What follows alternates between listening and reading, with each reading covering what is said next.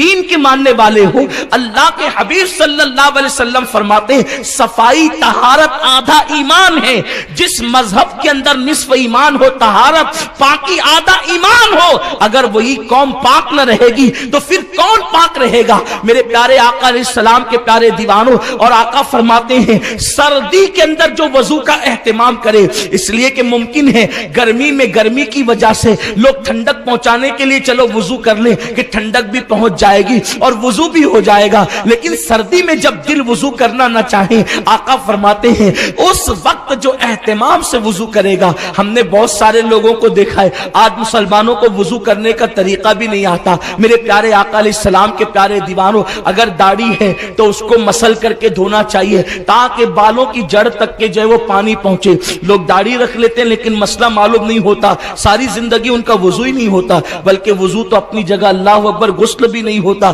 اور پھر ناپاک ہی رہتے ہیں۔ ذرا سوچو تو صحیح، ہم کبھی سیکھنے کی کوشش بھی نہیں کرتے، مسلمانوں کے پاس وقت بھی نہیں سیکھنے کے لیے۔ بہرحال کتنی باتیں عرض کی جائے، اور آقا فرماتے ہیں دوسرا فعل کفارات میں سے یہ ہے کہ نماز جب ادا کی جائے تو با جماعت ادا کی جائے۔ میرے آقا صلی اللہ علیہ وسلم کے پیارے دیوانوں، اصل نماز جماعت کے ساتھ ہی ادا کرنا ہے، اور جو نماز جماعت سے ہٹ کر کے پڑھی جائے وہ صرف نماز ہے، لیکن اصل نماز جو ہے وہ جماعت کے ساتھ ہے۔ عذر شرعی معنی نہ ہو تو پھر جماعت کے ساتھ نماز پڑھنا یہ واجب ہے۔ اور اللہ کے حبیب صلی اللہ علیہ وسلم فرماتے ہیں، اور بہت ساری احادیث میں آئے کہ جو جان بوجھ کر نماز ترک کر، جماعت ترک کرے، جماعت جان بوجھ کر عذر شرعی کے بغیر ترک کرے، آقا فرماتے ہیں مرتے وقت اس کی زبان پہ کلمہ جاری نہیں ہوگا۔ عذر شرعی کے بغیر جو جماعت یوں ہی چھوڑنے کا عادی ہو جائے، مرتے وقت تو اس کی زبان پہ کلمہ نہیں آئے گا، تو جو سرے سے نماز ہی نہیں پڑھتا اس کی زبان پہ کلمہ کیسے آئے گا مرتے وقت؟ ہمیں دنیا سے مسلمان جانا ہے، ایمان پر جانا ہے، اور آقا علیہ السلام فرماتے ہیں تیسرا فعل یہ ہے، تیسرا عمل یہ ہے، ایک نماز ہو گئی تو اس نماز کے بعد پھر تمہارا دل مسجد میں لگا رہے۔ اس کا کیا مطلب؟ نماز ہونے کے بعد دل مسجد میں لگا رہنا، یعنی ایک ظہر پڑھ لی تو اب دل میں یہ بار بار شوق رہے کہ کب عصر کی اذان ہوگی اور میں عصر کے لیے مسجد جاؤں گا۔ مسلمان کو کرکٹ کی طرف تو دل لگا رہتا ہے مسلمانوں کا،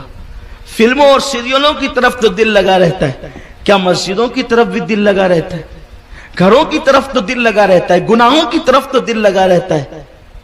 کیرم کلبوں کی طرف تو دل لگا رہتا ہے، کیا کبھی اللہ کے گھر کی طرف بھی دل لگا رہتا ہے؟ جس کا دل مسجد میں لگا رہے اس کے لیے تو ایک فضیلت اور بھی میرے آقا نے بیان فرمائی کہ جو مسجد سے نکلے اور اس کا دل مسجد میں لگا رہے، کل قیامت کے دن اللہ اس کو عرش کا سایہ عطا فرمائے گا، اور جس کو عرش کا سایہ ملے گا قیامت کا دن 50,000 سال کا ہوگا، وہ قیامت کا دن 50,000 سال کا دن